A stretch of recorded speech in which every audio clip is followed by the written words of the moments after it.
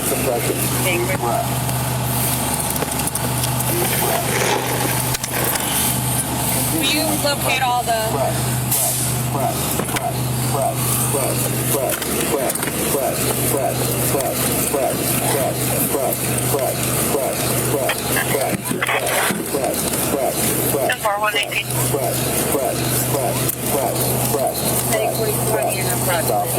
How old is she approximately? No idea. Approximately 30 years old. Female. Stop CPR. Do not touch the patient. Analyzing heart rate. Not touch the patient. Analyzing heart rate. Where's the other patient? We don't know. This is all we saw when we got here. Yeah, for right now. I got a shell casing here.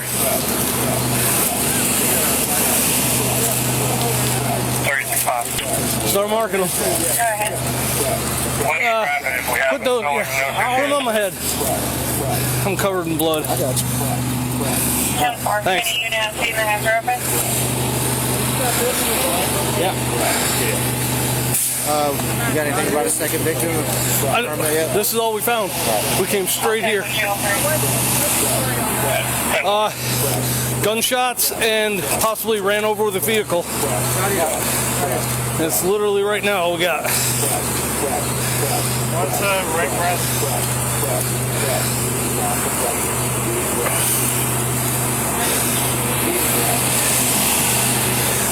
Continue with compression. Do you want me to unhook this? Can I get one of y'all to do it?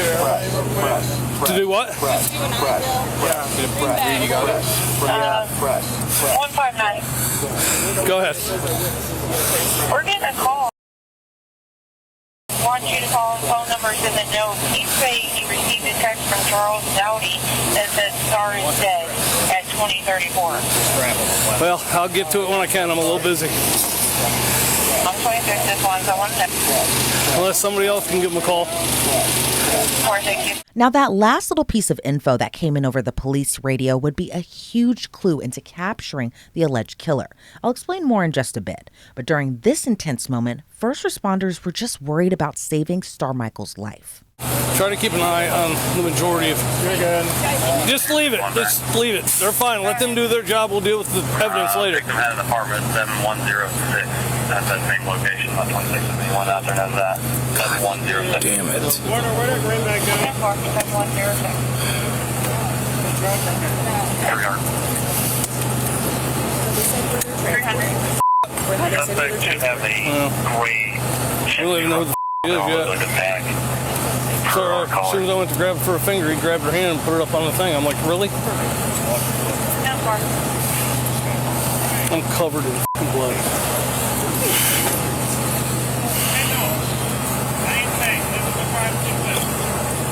We're trying to look at that apartment now. 10-437. Sorry, don't know what it is. It's right here next to her.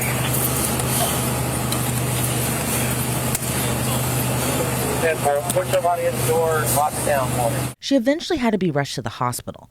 Now, while deputies were gathering evidence, they learned Starmichael had a child, and they were worried there might possibly be another victim. So not only was she shot, she was hit by a car too? I guess. Okay. Just knowing the secret right now? Yep. I'm gonna wait till the witness gets on here so I can close Okay. We have no ID yet. What's that? 37. So the name they gave over the radio isn't correct 14? I don't know. I didn't hear any of that because I was dealing with her. Okay. So whatever was said over the radio, I have no idea. Okay. Let's get this covered. Right here. Is that not a fragment? Is it? That's a fragment. Yeah, right there's there. Okay. Yeah, this whole place is littered with them. Okay. Okay. Yeah. Yeah. Okay. Get as much of it as you can. I'm 51 this secret.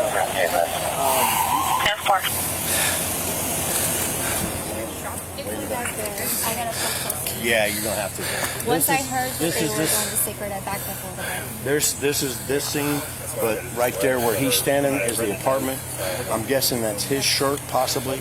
And then there's a casing over there, and then they're all over the place. There's one under the car. Did any of the vehicles we're gonna get? And that's what. I don't as think far as so. we know. I gotta get my flashlight. Let's do a second sweep of the car just to make sure.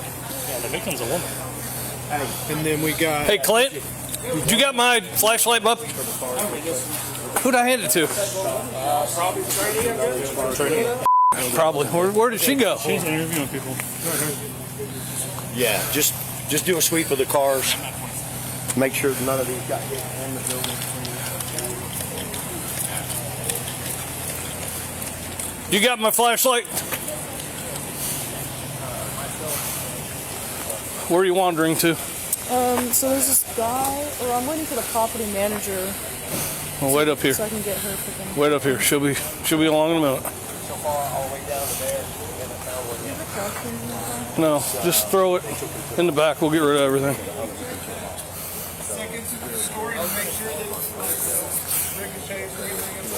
I think we looked on the outside, but I think the homeowners were already outside talking. Freaking way out. Alright, 37.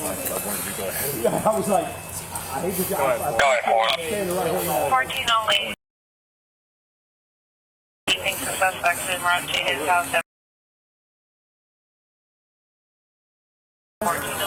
He said that there was a black Jeep Cherokee parked out here who is this person's, the female who's unaccounted for and her son's unaccounted. That is her car. She always parks here. They're not sure if that's her, but that's the car that they saw pulling out after the shots. Okay. Did you advise another kid? 352. Advise another kid. Do we have another? No, there's a kid She has a that's small missing. child that's not here, and no one. So there's a black Jeep Cherokee that is supposed to be here? And is this residence, and they're witnesses are saying that that's the car that they saw peel out of here. Okay, yeah, the black Jeep.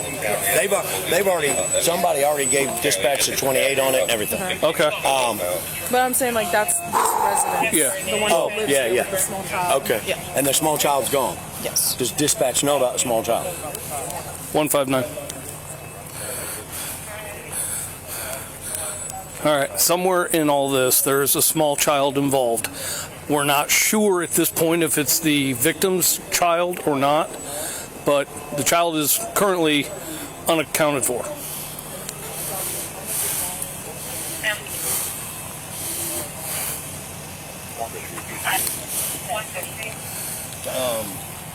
Hagen said something about. We got a call in South End that the victim's child is supposed to be with the father at an address.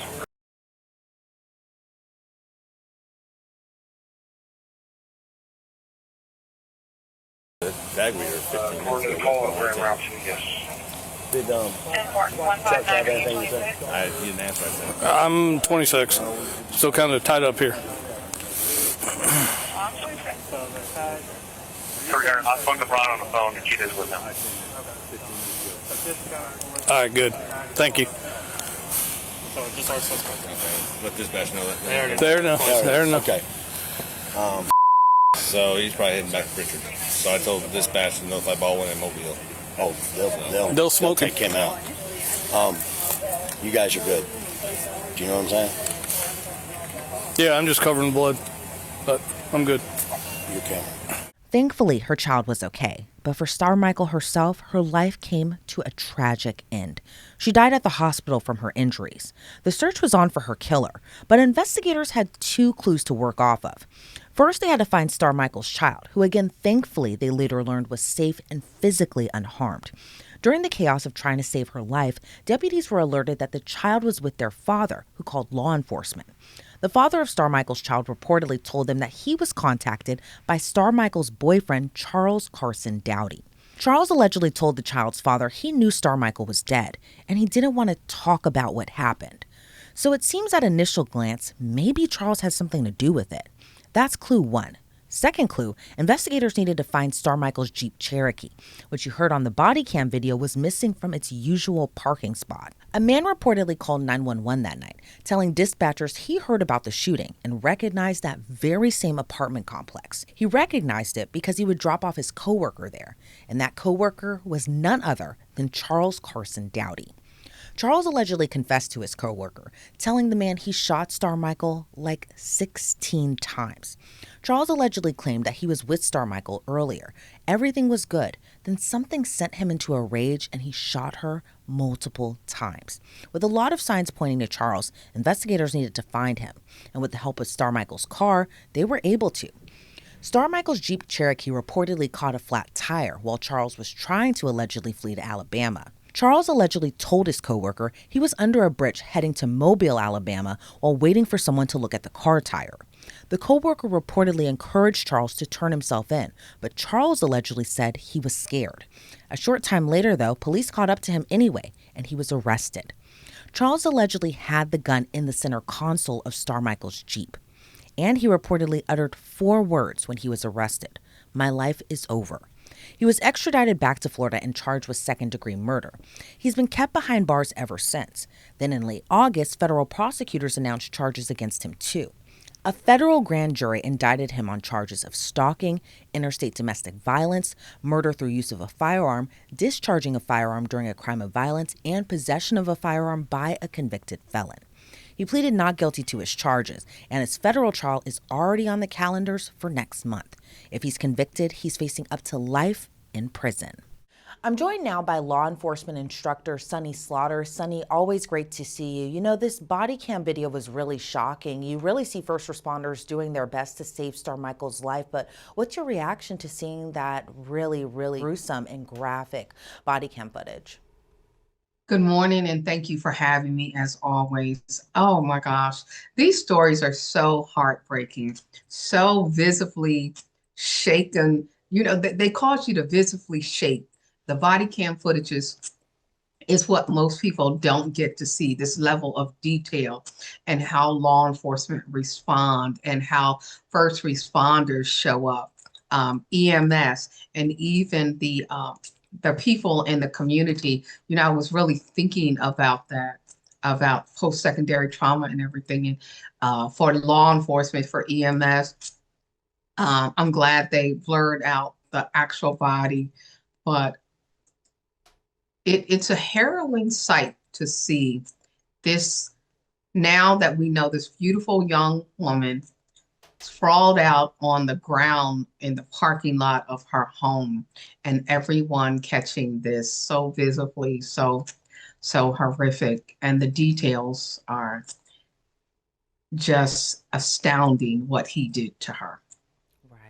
And then, you know, I was thinking that there might possibly, when we got this body camera video in the other day, I was thinking, okay, maybe it might be a bystander effect type of situation, but really these neighbors did the best that they could while they were waiting for more first responders to respond to the scene, but really just kind of staying with her. And I really commend them for all of that from what we saw from the video. You know, and in the midst of all that chaos about learning what happened, trying to save Starmichael's life, how do officers kind of weigh whether or not to tend to the victim or to gather evidence, figure out what's going on, find the killer, find the suspect? How do they weigh their options when they have to respond to a scene like that? You know, I was looking at those minute details, and I'll say minute because when you're responding to a crime like that, you really want to ensure that the victim is getting the life-saving measures that are necessary, which is why so many people have to respond. And, you know, the young lady officer, the female officer who was really down on the ground with her initially, that's who you see as the other officer walks up with his body cam on, and she is administering and trying to be supportive what she can do.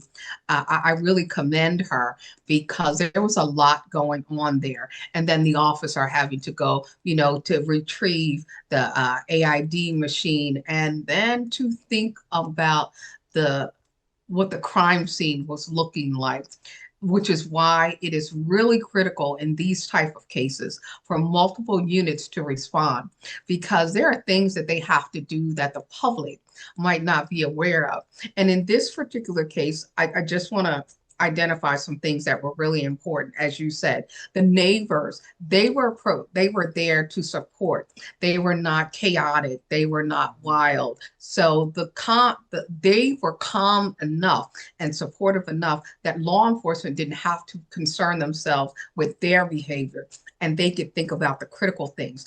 Also, they had to be concerned about whether the offender was actually gone. Because if you notice, as you get into it, someone wants to know from EMS, is the offender really gone? Because they weren't sure, because the person could still be in the area lurking around.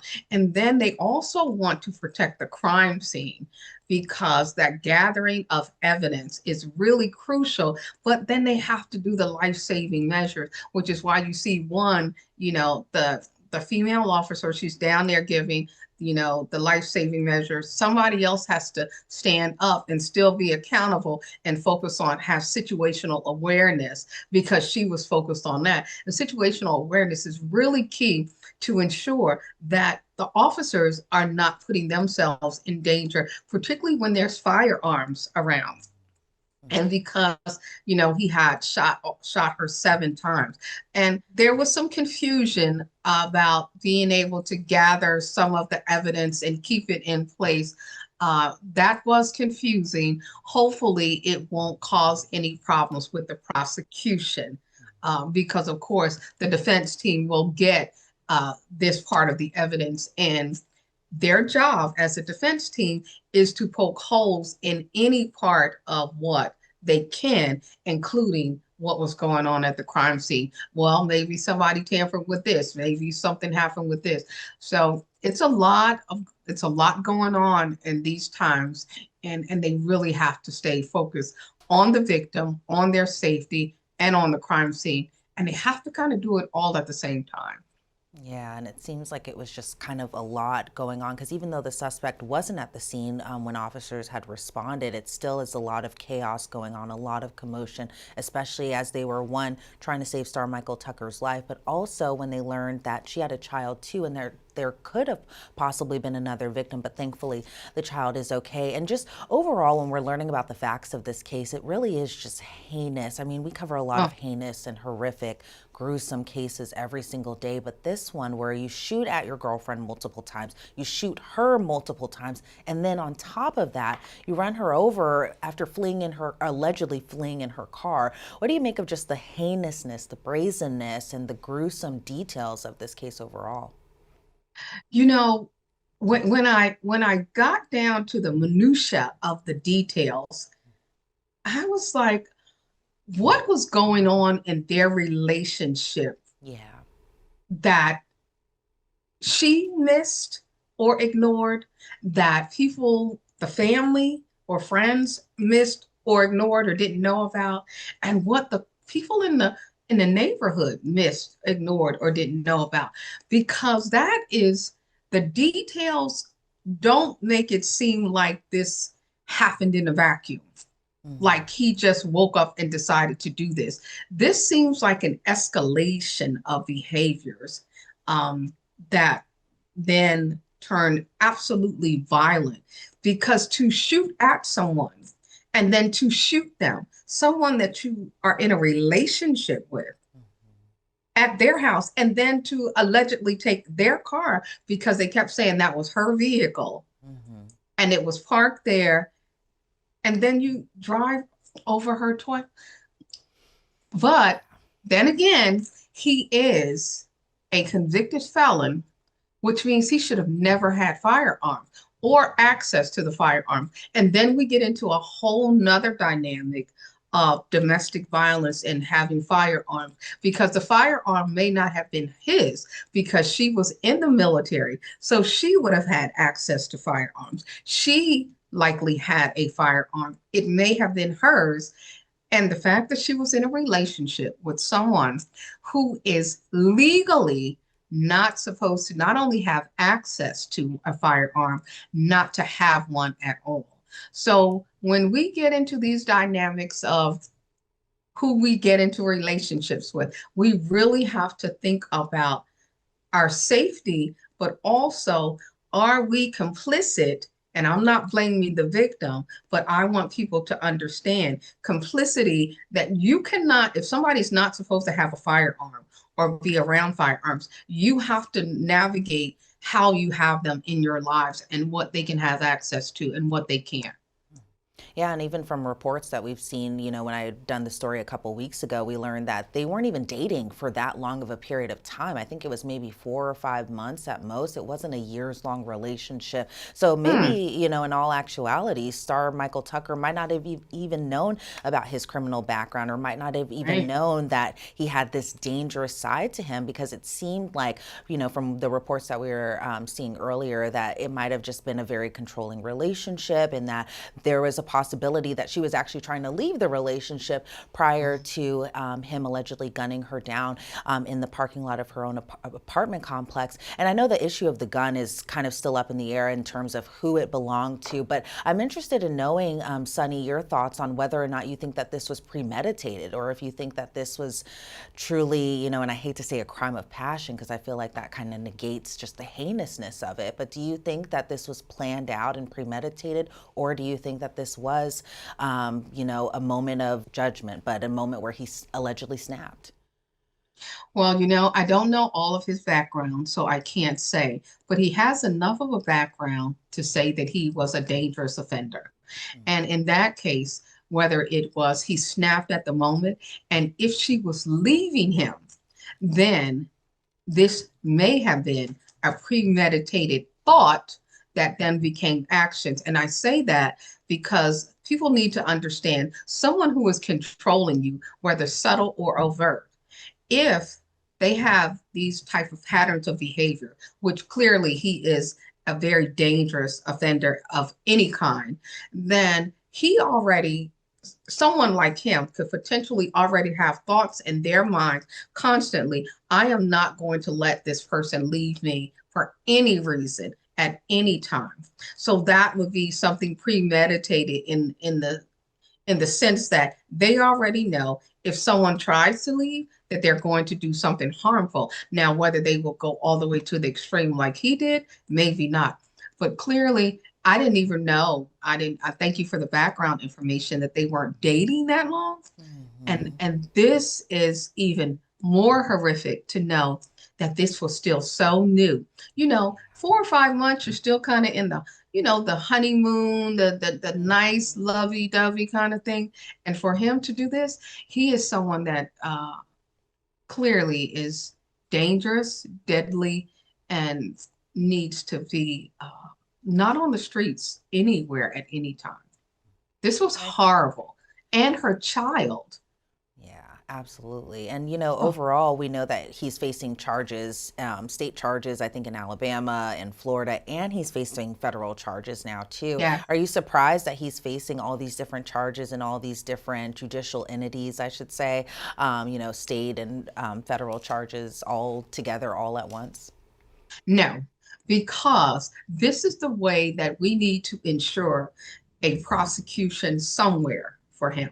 And because he can't commit a crime in the state of Alabama and have no repercussions. He can't commit a crime in Florida and have no repercussions. And we can't continue to downplay domestic violence as it's not federal. The Violence Against Women Act is a federal act. And oftentimes people kind of dismiss domestic violence as being, oh, well, it's not that serious, even though people are murdered constantly. Right. And we see this a lot. It gets downplayed as it's not that serious as something else. Right. And it really, really is. So I am glad that they are taking this multi-jurisdictional case, multi-state case, and putting it together, making sure that he is prosecuted in both locations and then prosecuted at the federal level. Now, the states can drop their charges, but I would hope that they would still keep them in place, because as he can do time in the state of Alabama and make sure he does all of his time there, and then he can do his time in the state of Florida, make sure he does it there, and then he can go on. So he can have these back-to-back charges to ensure the safety of the community from him ever being allowed out again. And we'll see what happens when he eventually goes on trial for his federal case next month. Sunny Slaughter, I want to thank you so much for your time and your insight into this case. I really appreciate it. Thank you so much for having me and for really spotlighting this particular case because it is truly heinous, and may she rest in peace. Just a heinous, heinous case overall, and I'm glad that her child is okay, and we're thinking of their entire family. Sunny, again, thank you so much for your time today. Charles Carson-Dowdy's federal trial is scheduled to begin on October 20th. He was also charged with homicide in Florida. Online records show he has another court date in his state case on September 25th. Thanks so much for joining us here on Law and Crime. I'm Elizabeth Millner.